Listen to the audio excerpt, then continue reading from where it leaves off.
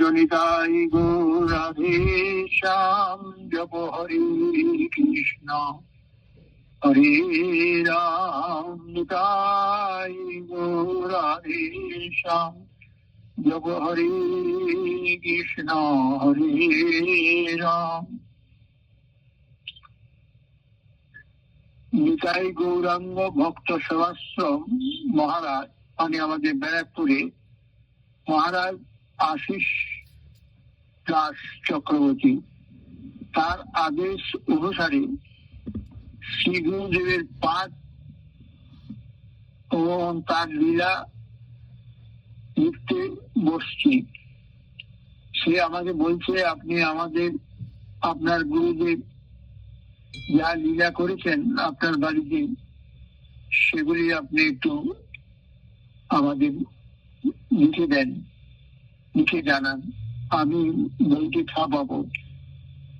একদিন মঠের মহারাজ আমায় ডেকে বললেন, সুভাষদা, আপনার বাড়ির ফ্যামিলিতে ও বাড়িতে কি কি গুরুদেব লীলা করেছেন আমায় লিখে জানাবেন, আমি গ্রন্থ ছাপাবো, এই বলেছেন। যাই হোক, তার আদেশ পেয়ে লিখতে আরম্ভ করছি। আজ থেকে 40 বছর আগে 1951 সালে, 51 নয় কত জানি, 51 সালে হবে, পূর্বে আমার দীক্ষা নেবার বড় ইচ্ছা জেগেছিল। তবে যে কোথায় সদ্গুরু পাই, আমরা কুলগুরুর কাছে থেকে নেব না, এটা আমার দৃঢ় সংকল্প ছিল। কারণ কুলগুরু আমিষভোজী, স্ত্রী পুত্র নিয়ে সংসারে আবদ্ধ চাকুরিজীবী। আমার মন থেকে কে যেন বলছে যে নিজে বাধা, আমাকে কি করে ভগবত পথে এগিয়ে নিয়ে যাবে? যে নিজে বাধা হয়ে আছে সংসারী, সে অপরের বাঁধন কখনো খুলতে পারে না। তাই আমার দৃঢ় সংকল্প, আমি কুলগুরুর কাছ থেকে দীক্ষা নেব না। দীক্ষা নিয়ে হরিভজন করব কোথায়? সদ্গুরু পাই খুঁজে খুঁজে বেড়াচ্ছি। একদিন কোন এক ভক্তের মুখে শুনে বালিগঞ্জ রাজবাড়ি এভিনিউতে 1961 সালে কার্তিক মাসে নিয়ম সেবার সময় চৈতন্য রিসার্চ ইনস্টিটিউট গিয়েছিলাম। সেখানে গৌর গোবিন্দ রাধে, মিটাই নেই, গৌর গোবিন্দ রাধে মূর্তি আছে দোতলায়। অপূর্ব মূর্তি, দেখলে প্রাণ জুড়িয়ে যায়। সন্ন্যাসী বহুদের দেখে আমার খুবই ভালো লাগলো। আমি সোজা মহারাজের ঘরে ঢুকে গেলাম। তখন মহারাজ ছিলেন ভক্তি কেবল তীর্থ মহারাজ। আমি দণ্ডবত প্রণাম করে আমায় দীক্ষার প্রার্থনা জানাই আমার, যে আপনি আমাকে দীক্ষা দেবেন। তখন তিনি আমায় বললেন, বাবা, তুমি কোনো নেশা দ্রব্য গ্রহণ করো? তখন আমি বললাম, বাবা, আমি বর্ষি টানি। তখন তিনি বললেন, কোনো নেশা ও আমিষ খাওয়া চলবে না। যদি ওগুলি বন্ধ করতে পারো তাহলে তুমি আমার কাছে আসো। এই 1972 সালে আমি তখন বললাম যে, বাবা, এগুলি বন্ধ করে, আমিষ টামিষ সব বন্ধ করে? বলছে, হ্যাঁ বাবা, সব বন্ধ করতে হবে, আমার কাছে দীক্ষা নিতে হবে, আমার কাছে আসতে পারো ওগুলি বন্ধ করে, তাহলে আমি তোমায় দীক্ষা ও হরিনামের মালা দেব। তখন আমি হতাশ হয়ে গেলাম, কারণ আমি তো আমিষ খাই, মসজিদ আনি, এগুলি কি করে ত্যাগ করব? তখন নিজেকে ভাবলাম এই জীবনে আর আমার ভজন সাধন হবে না, সদ্গুরু মিলবে না। অতএব তখন আমি বাটায় সবে কয়েক বছর হলো নতুন চাকরিতে যোগদান করেছি। এইভাবে অখাদ্য কুখাদ্য খেয়ে জীবন যাপন করছি, মনে কিন্তু শান্তি পাচ্ছি না। কোথাও সদ্গুরু পাবো, দীক্ষা নিয়ে ভজন সাধন করব, মাঝে মাঝে ভাগবত পাঠ ও পদাবলী কীর্তন আর নিতাই সন্ন্যাস যাত্রা বাচ্চারা যে করে, আগেকার দিনে খুব এরকম হতো, নিতাই সন্ন্যাস পদাবলী কীর্তন ওগুলি শুনতে যেতাম, আমার খুব ভালো লাগতো। এতে আমার মন উচ্চাটনা হয়ে যায়। মাঝে মাঝে আমার মনে হয় শ্রী গুরুদেবের কাছে আমার মনের কথা প্রশ্ন করব, সেই গুরুদেব কোথায় পাবো, কোথায় তাকে পাওয়া যাবে, এইসব চিন্তা মাঝে মাঝে আমার মনে নাড়া দিত। কি করি? যাই হোক, 1970 সালে আমার বিবাহ হয় বীরভূমে। সেখানে 72 সালে 74 সালে 72 এবং 74 সালে দুইটি পুত্র সন্তান হয়, সুকান্ত ও সনাতন। এখন আবার মনের মধ্যে দিন রাত জাগে, যদি সদ্গুরু সন্ধান পেয়ে পরিবারের সকলে একই সঙ্গে দীক্ষা নিয়ে নিরামিষ আহার করে ঠাকুরের ভোগ লাগিয়ে প্রসাদ পাই, সকলে মিলে খোল কর্তার একসঙ্গে বাজিয়ে কীর্তন করি, তবে কি সুন্দর সংসারটা হবে। আর কীর্তন বলছি যে হায়, এরকম সংসার এরকম করতে পারবো। মনে মনে এটা মনে সবসময় জাগতো।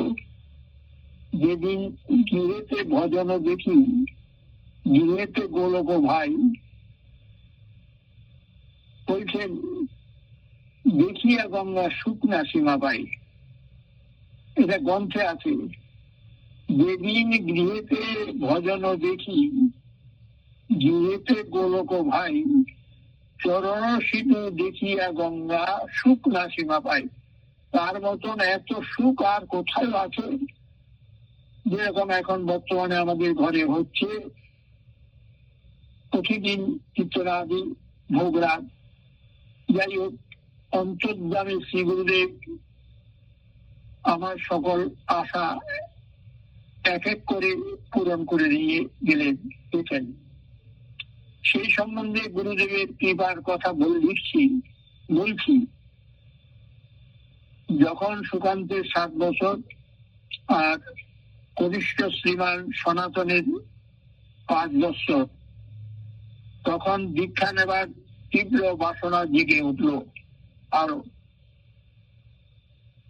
আমার শ্বশুরালয় বীরভূমে। শ্বশুরালয় গেলেই এক চক্রা গব্যবাসে ঘুরে আসি, নিতাই ধামে। এক চক্রা মহারাজ ধীশরণ দাস বাবাজি গব্যবাসে যাতায়াত করতাম।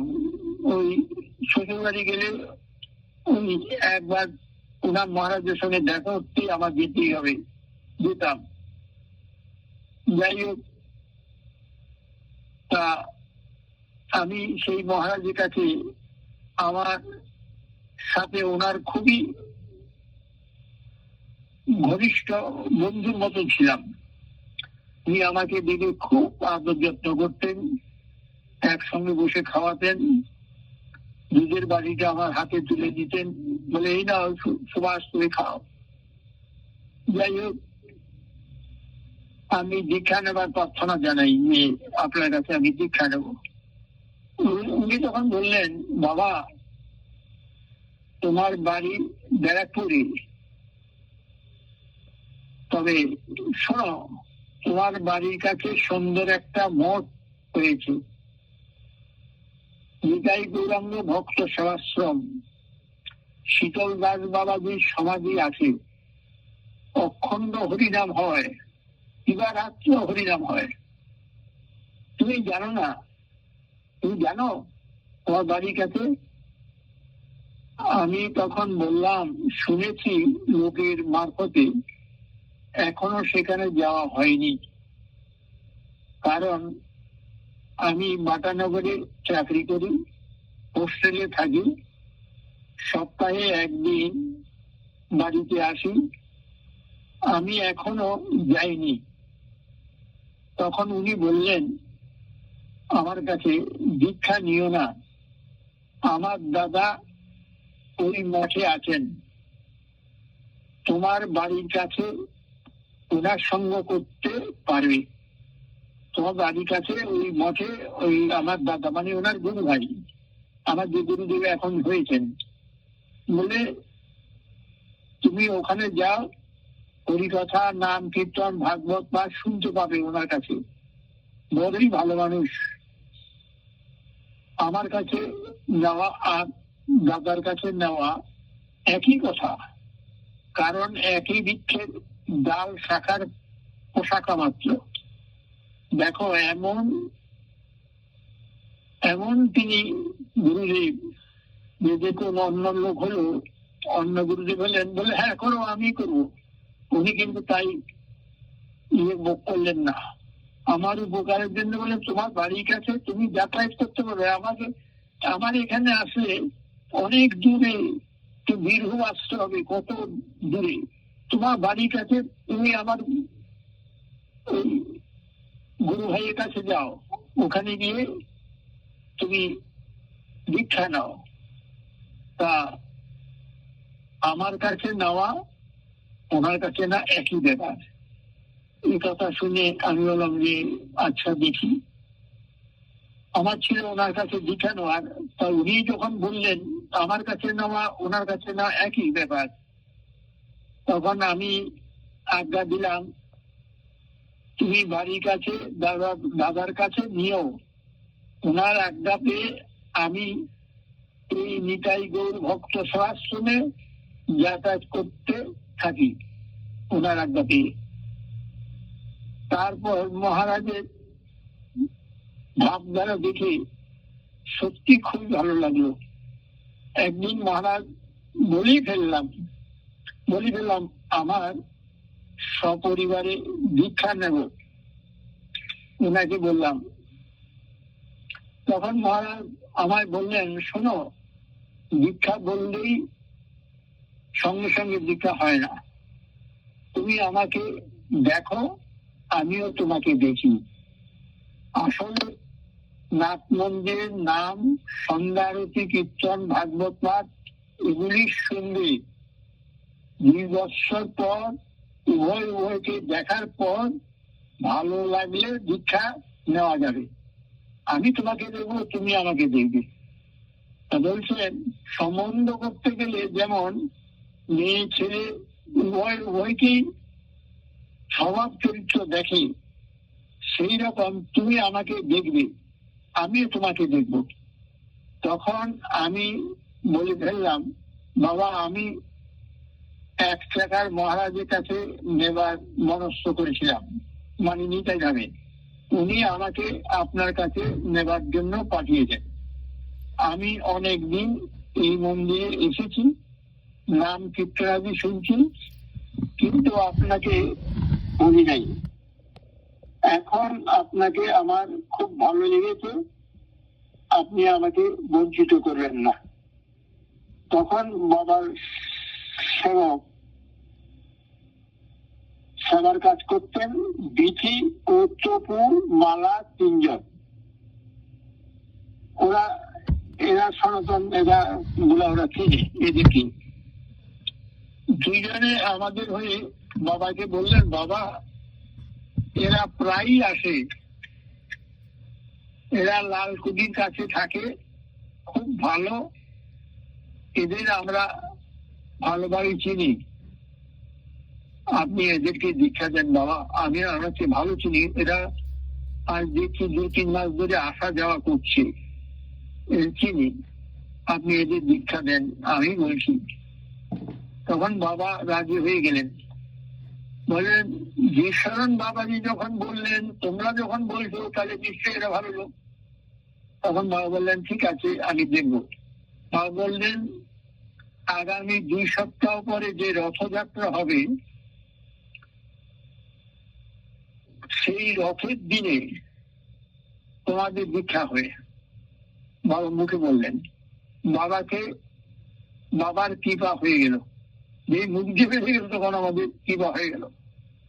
1979 সালে রথযাত্রার দিন সুকান্ত, সনাতন সহ আমরা 4 জন শীতল দাস বাবাজির সমাধি মন্দিরে খোল করতাল সহ নাম কীর্তন সহকারে আমাদের এই দীক্ষা দিলেন। বড় শ্রীমান সুকান্তের বয়স তখন 7 বছর, আর ছোট শ্রীমান সনাতনের বয়স তখন 5 বছর। যাই হোক, দীক্ষা নেবার 6 মাসের মধ্যে হঠাৎ একদিন আমি বলে ফেললাম, কে যেন আমায় জোর করে বলাচ্ছে, আর কথা চেপে রাখতে পারলাম না। চিন্তা করছি পরীক্ষায় পাশ করব, তো এ তো কঠিন পরীক্ষা, এই পরীক্ষায় পাশ করা খুবই কঠিন। বলেই ফেললাম সহধর্মিনী সুভাষ দিকে, আগামীকাল থেকে আমাদের ঘরে মাছ, মাংস, ডিম, কোন প্রকার আমিষ জাতীয় খাদ্য ঢুকবে না। নিরামিষ যা রান্না হবে সবই ঠাকুরের ভোগ লাগিয়ে ভোগ আরতি কীর্তন করে প্রসাদ পেতে হবে। এটা আমি দেখেছি ওই অদ্বৈত প্রভুর শিষ্য হরিগোপাল গোস্বামীর মা বাড়িতে দেখলাম, উনি রান্না করে ঠাকুরের কাছে যে ভোগ এক একটা করে বাটি সাজিয়ে দিত, রান্না হতো আর ঠাকুর ঘরে নিয়ে যেত। আমি এটা দেখে আমারও মনে বাসনা হলো যে এইরকম যদি নিরামিষ ঠাকুরকে ভোগ লাগিয়ে প্রসাদ পাই কত ভালো লাগবে। এই আমার প্রসাদ পেতে হবে, এই আমার ঘোষণা। আমি বলে দিলাম বাড়িতে, তুমি আমি কিন্তু এক প্রকারের জেদি প্রকৃতির লোক ছিলাম। যেটা ভালো, সব ভালো, সেটা আমি গ্রহণ করার যথাসাধ্য চেষ্টা করি। জন্মের থেকে এইসব জীব হত্যার জিনিসকে এসেছি জন্মের থেকে। কে ভিতর থেকে আমায় বলাচ্ছে। এবার এদিকে এই ঘোষণা করতে আমার উপরে যজ্ঞ শুরু হয়ে গেল। সেই কি পরিস্থিতির মধ্যে আমি বলেছি যে কাল থেকে এগুলি ঘরে ঢুকবে না। দিদি প্রকৃত একবার বলে ফেললে আর তা রোধ করতে পারবে না কেউ।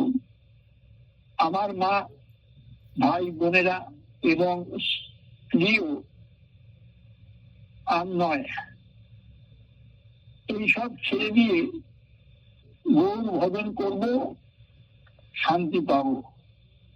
নিজে এইসব ছেড়ে পরিণামে সকলে নিষ্ঠার সহিত প্রতিজ্ঞা করলাম, আমি নিজেও খাবো না আর পরিবারের কাউকে খেতে দেব না। আপনি আখেরি ধর্ম জীবের শেখায়, পরকে শেখায়। যাই হোক,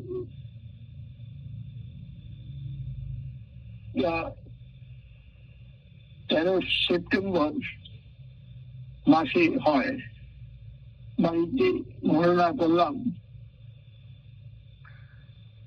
যে আগামী কাল থেকে তোমরা জেনে নাও ঘরে মাছ, মাংস, ডিম, আমিষ জাতীয় খাদ্য ঢুকবে না। আমার মা ভাইয়েরা এসে প্রতিবাদ করে বলছে, কেন কেন এতদিন তুমি খেয়েছো, এখন কেন এদেরকে খেতে দেবে না? নিজে আত্মার শখ মিটিয়েছ, এখন বাচ্চা বাচ্চা ছেলেদের খেতে দেবে না? কেন?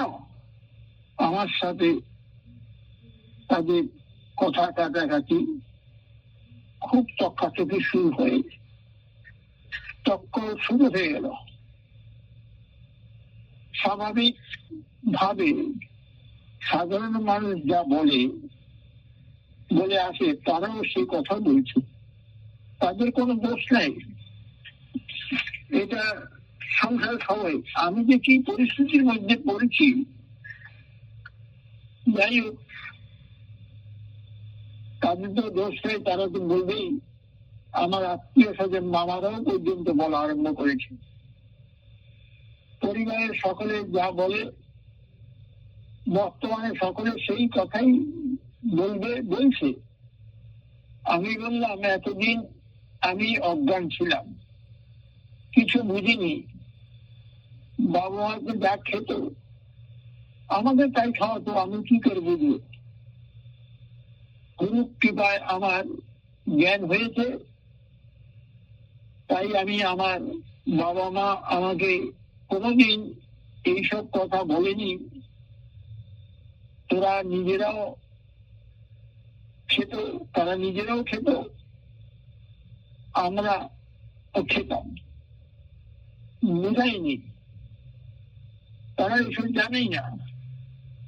গর্ভধারিণী মা এসে আমার হাত ধরে বলছে, বাবা তুই আর বৌমা তোরা খাবি না, ঠিক আছে, কিন্তু ওই বাচ্চা দুটোকে খেতে বারণ করিস না, মানে সনাতন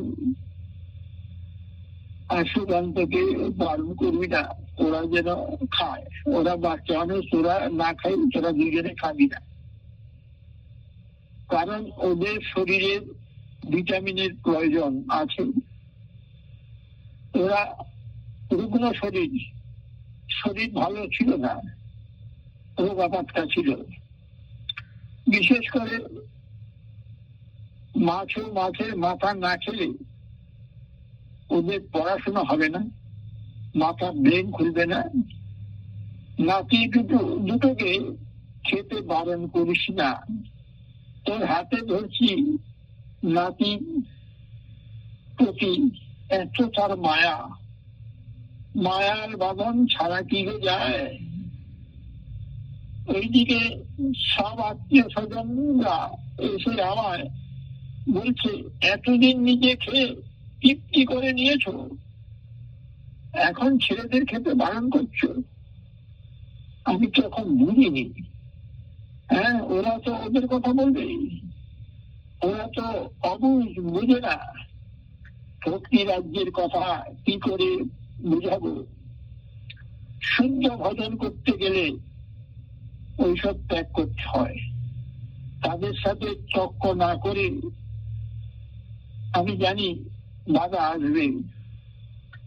আমার চলার পথে এগিয়ে যাচ্ছি বটে, গুরুদেবকে স্মরণ করে যাচ্ছি। চতুর্দিকে বাধা আসছি, তো সত্য ভ্রষ্ট করব না। প্রাণ যায় তো বচন না যায়। কাজে আমার সহধর্মিনী আমাকে ভীষণ সহযোগিতা করেছে। সে যদি আমার বিরুদ্ধ ভাব থাকতো, তাহলে আমি এই কাজে বোধ হয় সফল হতাম না। আমি মাতানগরে চলে গেলে সে এদিকে তার সন্তানকে লুকিয়ে যদি খাওয়াতো, কিন্তু সে তো করেনি। এই ঘোষণা যখন আমি করি তখন সুকান্ত সনাতনকে জিজ্ঞাসা করেছি আগে ওদের, বাবা আগামীকাল থেকে তোমরা কেউ মাছ মাংস খেতে পারবে না, তোমরা রাজি আছো? রাজি আছো কিনা? ওরা সকলে অন্তরের থেকে বলছে, বাবা আমরা কেউ খাবো না, তুমি নিশ্চিন্তে বাটায় চলে যাও। ওরা কি বলছেন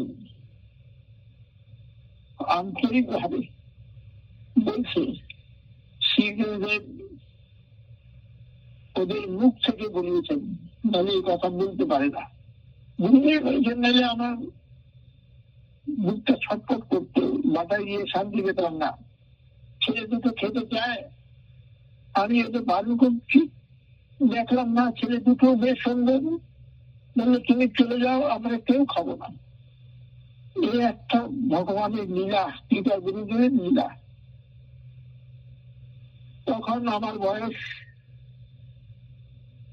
৪৪ বছর বয়স। এতদিন খেয়ে এসেছি, হঠাৎ করে ছাড়া যায়?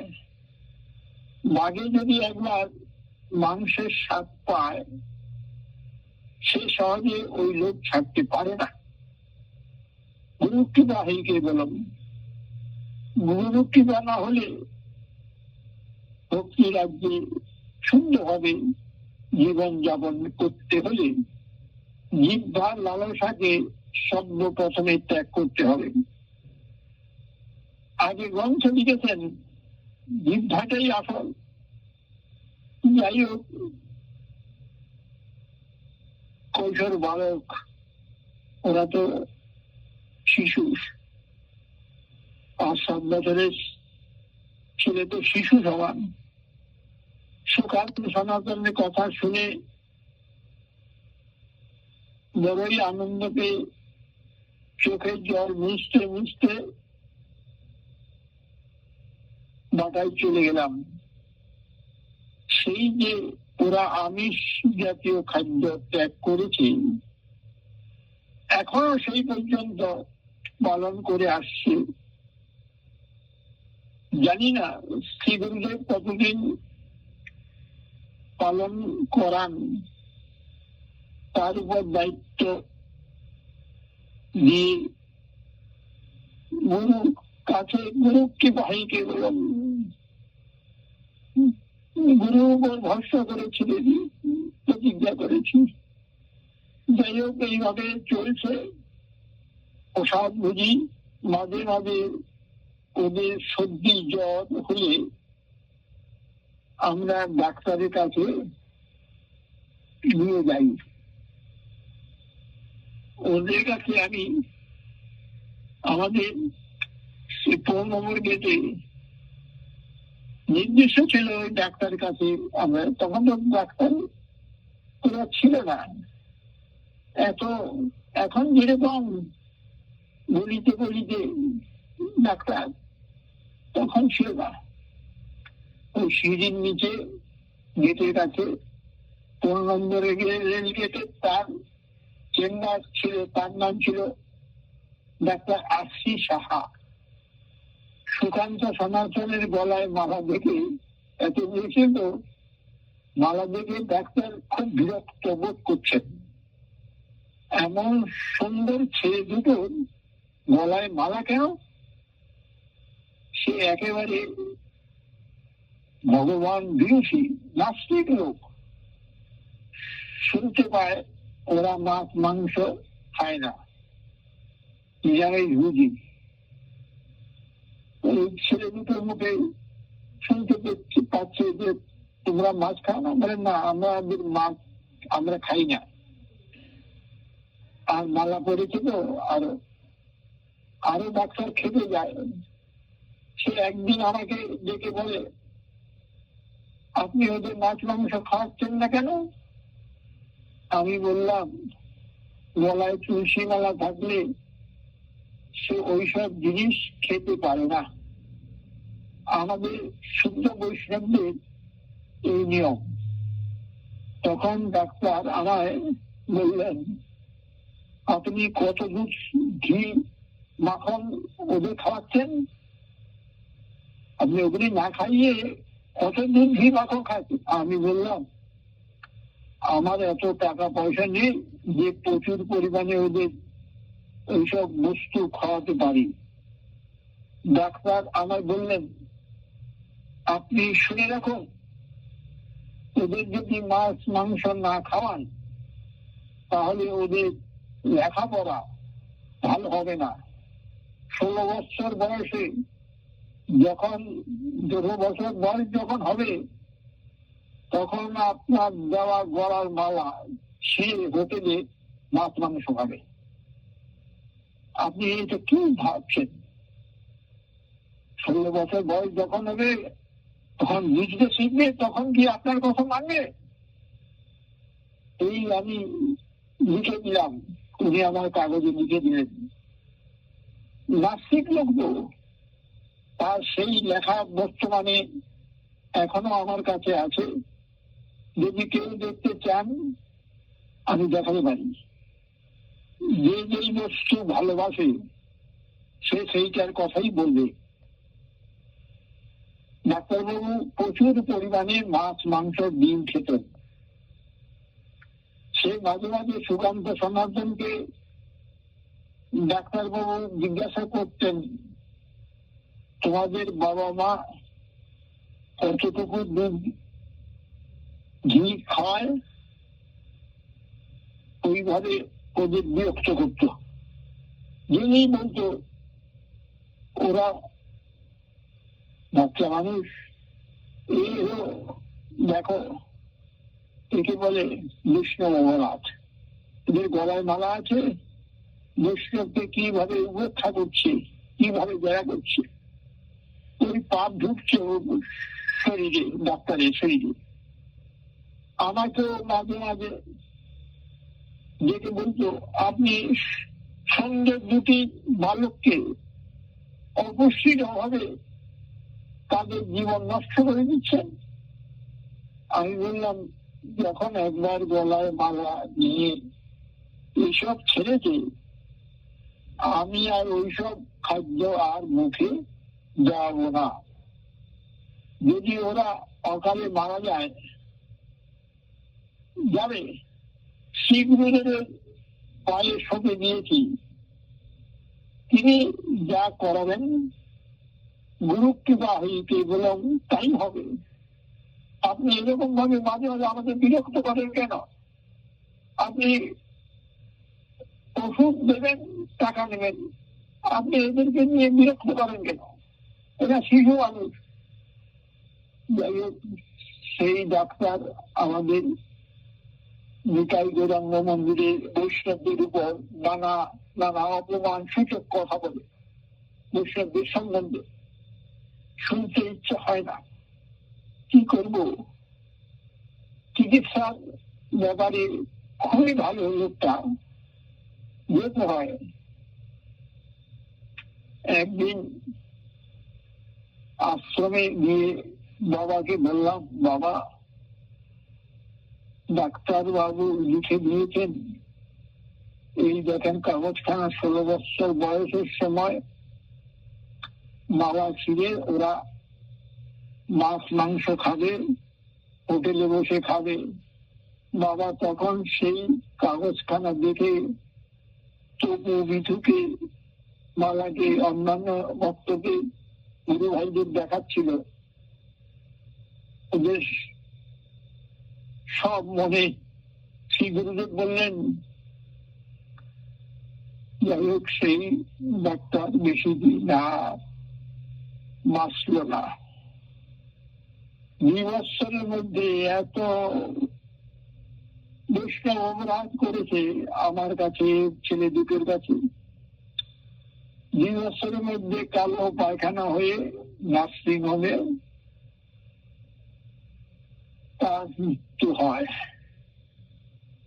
ডাক্তার এই যে পরকে যে বলা, এই যে কঠিন, এই মনকে মানুষকে আঘাত দেওয়া কথা, তুমি না খাও না খাও, অপরকে এরকম ইনসাল্ট করো কেন? সে কিন্তু আর বাঁচল না, ছটফট ছটফট করে নার্সিং হোমে প্রাণ ত্যাগ করে। ভগবান সহ্য করতে পারেন না, ভগবান সব সহ্য করতে পারেন না ভক্তের নয়নের জল। মানুষকে আঘাত দিয়ে কথা বলা। সুকান্ত সনাতনের গলায় মালা পরার আরেক শিখদের কি দান, এরা কিভাবে মালা পড়েছে? 1980 সালে অগ্রহায়ণ মাসে বাবাজি মহারাজের উৎসবে, 64 মন্ত্রের উৎসবের সময় মদন বাবাজি, আমাদের প্রাক্তন পুরোহিত পূজারী, ও গোপাল বাবাজি পেট কাটা বাবাজি, ওনার পেটে একটা দাগ ছিল। উনি আমাদের বাড়িতেও আসলেন। এরা দুইজনে বালক সুকান্ত সনাতনকে গলায় মালা পরিয়ে, কাপড় পরিয়ে ভোগের মালসা সাজাতে নিয়ে যায়। বুঝছো, এগুলি কিন্তু তোমার মায়ের সামনে বলছি, আমরা কেউ দেখি নাই। মালসা সাজাচ্ছে, সেই যে ওরা দুইজনে গলায় মালা পরেছে, আমরা কিন্তু দেখিনি যে এরা গলায় মালা পরেছে। এই বাবাজি দুজন, পূজারী আর মদন বাবাজি আর গোপাল বাবাজি, এরা দুজন নিয়ে এই নাট মন্দিরে ভোগের থালা সাজাচ্ছে।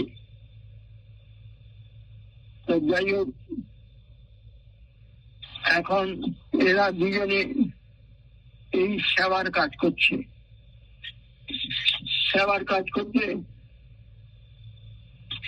তারপরে এখন কি আর বলবো, এখন যে সেবার কাজ হয়ে গেল, ওরা আর খুলছে না। আমি 2 দিন পরে গিয়ে বাবাকে বললাম, বাবা এরা গলায় মালা পরেছে, মালা তো খুলছে না, খুলে দিচ্ছে না। বাবাজি দুজন যে পড়ালো, মদন বাবাজি গোপাল বাবাজি, এদের মালা পরিয়েছে এরা দুজন। এখন তাদের কাছে গিয়ে বললাম খুলে দিতে, কেন স্কুলেতে চলে যাবে তো, সবাই হাসাহাসি করবে। আমি কি বললাম যে মালাটা খুলে দেন না। তারা বললো গলায় মালা পরে কি খেলা খোলার জন্য? মালা কি পরে খোলার জন্য? আমরা খুলতে পারবো না। আয় আয়, আমি বলে যে সেবার কাজ হয়ে গেছে, এখন খুলে দিন। বলে না, মালা কি পরে পরার জন্যই তো, খোলার জন্য। বাবার কাছে বলাতে গিয়ে বাবাকে বললাম, বাবা বললেন সত্যি তো, মালা পরে কি খোলার জন্য নাকি? এটা অযাচিত কৃপা,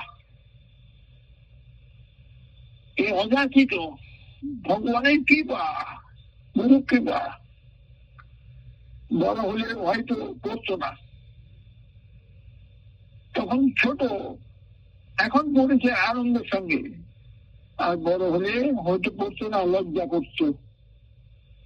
এখন বালক বয়স, শখ করে পড়েছে, আর খোলার দরকার নেই, খোলার চেষ্টা করবে না।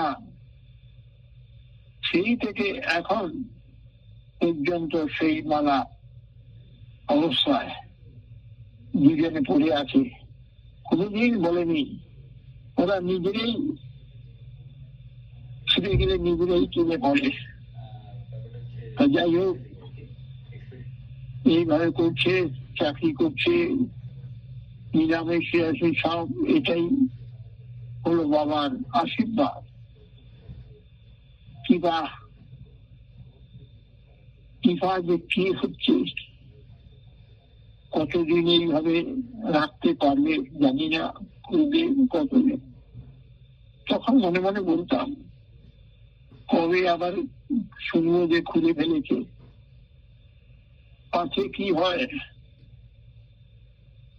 যাই হোক, আরেক লীলা, আমার কষ্টি পাথরের ঘষে পরীক্ষা করেছি। আরেক লীলা আমাকে নিয়ে লীলা পাথরে পরীক্ষা করেছেন কিরকম। শ্রী গুরুদেব নিজেই মাঝে মাঝে বলতেন, ব্যাধি বড় বান্ধবী, ভজনের পথে তীব্র দিয়ে নিয়ে যায়। ব্যাধি হলে ভজনের কথা তীব্র নিয়ে যায়। 1993 সালে কোম্পানিতে ছুটি হওয়ার সময়, 5টায় ছুটি হওয়ার সাথে সাথে দৌড়ে স্টেশনে আসতে গিয়ে, সেদিন ছিল শুক্রবার, উইকলি প্যাসেঞ্জার, বাড়িতে আসবো। আমি দৌড়ে ছুটতে গিয়ে পায়ে পা লেগে নিচে পড়ে যাই। তখন 20,000 শ্রমিক কাজ করত বাটাতে, তারাও আমার মতো ছুটছে ট্রেনে ধরবার জন্য, আমিও দৌড়াচ্ছি সঙ্গে সঙ্গে। দৌড় আমার গায়ের উপর দিয়ে চলে গেল। সেই মুহূর্তে আমি শুনতে পেলাম আমার পাখির মতন হাতটা ভেঙে গেল। মানে ভাঙি একদম আওয়াজ পেলাম, আমার পা ভেঙে গেছে, যন্ত্রণায় চিৎকার করছি, উঠে দাঁড়াতে পারছি না। 4-5 জন আমায় ধরে বাটা আউটডোরে স্ট্রেচারে করে নিয়ে যায়। সেখান থেকে দেরি না করে অ্যাম্বুলেন্স করে কলকাতা চন্দন নার্সিং হোমে ভর্তি করে দেয়। দীর্ঘ 4 মাস নার্সিং হোমে থেকে সেরে বাড়িতে আসি। তখনকার দিনে কোম্পানির খরচ হয়েছিল 1,40,000 টাকা। এটা যদি কোম্পানির ভিতরে না হয়ে আউটসাইডে রাস্তায় পড়ে যেতাম, তাহলে কি হতো? তাহলে আমি চিরজীবনের মতো সংসার, চিরজীবনের মতো পঙ্গু হয়ে থাকতাম। কেননা কোন রকমে সংসার প্রতিপালন হতো, এত টাকা কোথায় পেতাম? এটাও শ্রী গুরুদেবের ইচ্ছা। কোম্পানির ভিতরে এই অ্যাক্সিডেন্টটা যদি হয়েছে বলে আমি বেঁচে গেলাম। আর চন্দন নার্সিং হোমে প্লেয়ারদের ডাক্তার দিয়ে আমাকে দেখাশোনা করতেন। যাই হোক, আমার পায়ের যে কি অবস্থা, আমাকে ট্রান্সট্রাকশন দিয়ে রেখেছে। যাই হোক, আমাকে যখন 4 মাস পর এক্সরে করে তোলা হলো, তখন ডাক্তার প্লেট দেখে বলল সাইকেল রিক্সা ছাড়া চলতে পারবে না। এই ডাক্তারের মুখে এই কথা শুনে সেই রাত্রিতে বিছানায় কি যে কান্না করলাম, কেঁদে কেঁদে বিছানায় বালিশ ভিজিয়ে ফেললাম। আগে 3 দিন অনাহারে দিন কাটাচ্ছি, ডাকছি আর বলছি, গুরুদেব আমায় এমন বিপদে ফেললে যে এতে এতে আর চাকরি করতে পারবো না, আর কোথাও মঠে মন্দিরে শ্রী গুরুদেবকে দর্শন করতে যেতে পারবো না। সেই গুরুদেব আমার রাত্রে স্বপ্নে আমায় বললেন, সুভাষ, আর তোর কোনো ভয় নেই, তুমি আবার সেই পুনরায় আগের মতো আবার মঠে ও চাকরি করতে পারবে।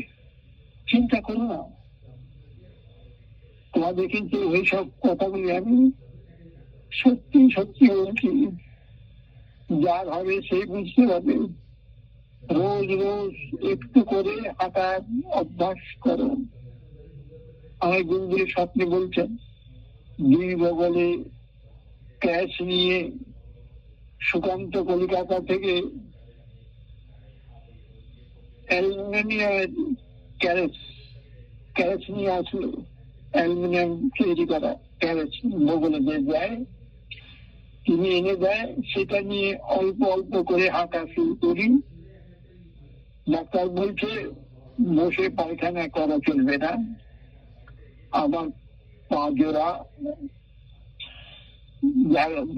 জায়গা ভেঙে যেতে পারে, কোমর পায়খানায় বসতে হবে। কোথাও আমার কোমর পায়খানা কোথায় পাবো? শেষে চেয়ার কেটে কোমর পায়খানা করে দিল ওরা। পুনরায় ডাক্তার কাছে আমার আবার যেতে হলো। তখন ফিক্স সার্টিফিকেট করে তো আবার কাজে যেতে হবে, সেই আবার ডাক্তার কাছে গেলাম। আমার হাঁটার অবস্থা দেখে ডাক্তারবাবু বললেন, আপনি কি করে হাঁটছেন? পুরো বয়সে এত সুন্দর, কি করে আপনি জোড়া লাগলো? আমার তো বিশ্বাস হচ্ছে না। যার হাত 3 টুকরো সে কি করে হাঁটে? আমি বললাম, ডাক্তারবাবু, আপনি উপলক্ষ, সেগুলো আমায় স্বপ্নে আদেশ দিয়ে কিবা শক্তি দিয়ে আমায় সঞ্চার করেছেন, আমায় ভালো রেখেছেন, ভালো করে দিয়েছেন। ডাক্তারবাবু বললেন, আমার জীবনে এই প্রথম শ্রী গুরুদেবের কৃপায়। তখন ডাক্তার বাবুকে এই শক্তি বললাম, শিব শক্তি হল পঙ্গুং লঙ্ঘয়তে গিরিম যৎ কৃপাতমহং মন্দির শ্রী গুরু দীনতারণ। পঙ্গু ব্যক্তি যদি পাহাড়ে উঠতে পারে, তার কৃপায় কেন আমি পারবো না? যাই হোক, শেষ কৃপা শ্রী গুরুদেবের কয়েকজন বাবার অন্তরঙ্গ ভক্ত, তারা বাবাকে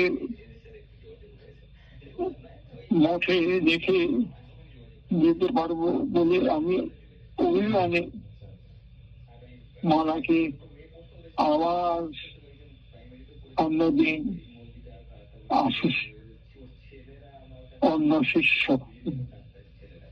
এমনই যে হঠাৎ বাবা আমাদের বাড়িতে 1998 সালে অগ্রহণ মাসে মালাকে নিয়ে অটো করে রিক্সা করে চলে আসে। সকলের দিকে সুভাষজি হঠাৎ বাবাকে দেখে যার কম নাই আনন্দে খুশি।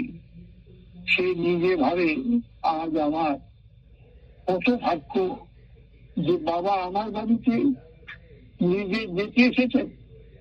তখন কিন্তু আমি বাড়িতে এসে সঙ্গে সঙ্গে বাটায় আমার ফোন করে আমি শোনার সাথে সাথে ছুটি নিয়ে বাড়িতে চলে আসি। বাবা বাড়িতে এসে গাড়িতে ফেরিওয়ালা থেকে 10 টাকায় কমলা লেবু কিনে আনি বাবার সবার জন্য। বাড়িতে তো বাবা ওই কমলা লেবু খায়। কমলা লেবু কিনে আনি বাবার সেবার জন্য।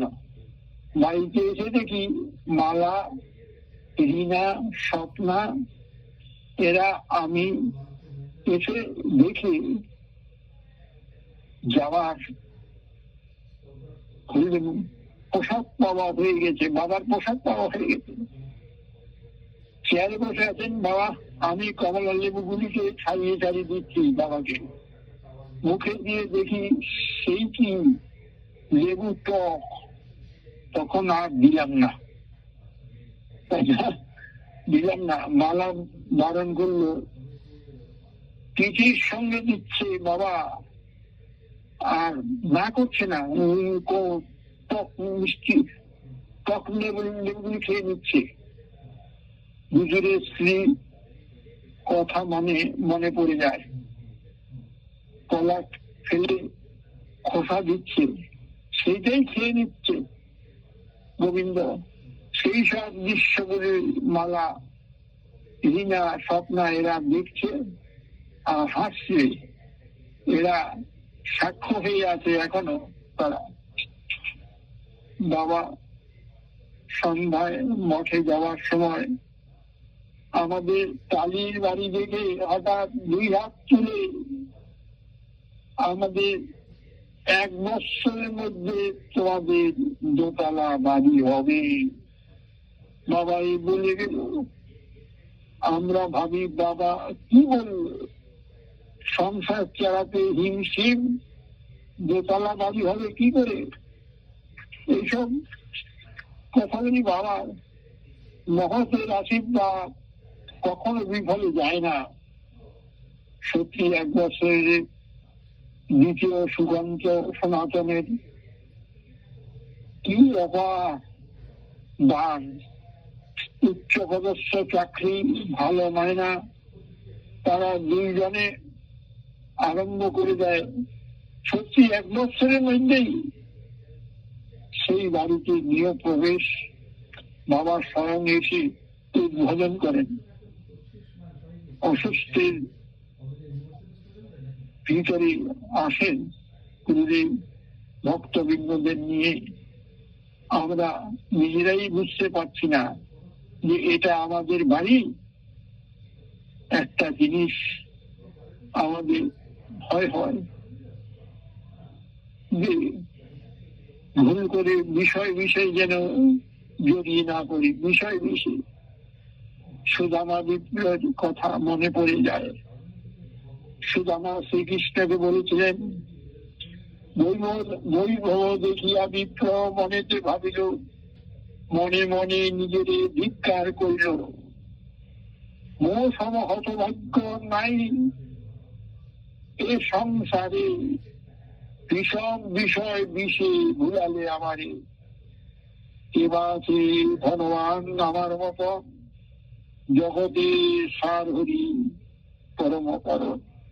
সেই পদ মম মন বিস্মিত না হয়, এই বরদাহ মরে হৃদয়াময়। গোবিন্দ তোমায় যেন আমরা সকলে ভুলে না থাকি। এবার আমায় আর রাধারানী কোথায় যাওয়া হবে না।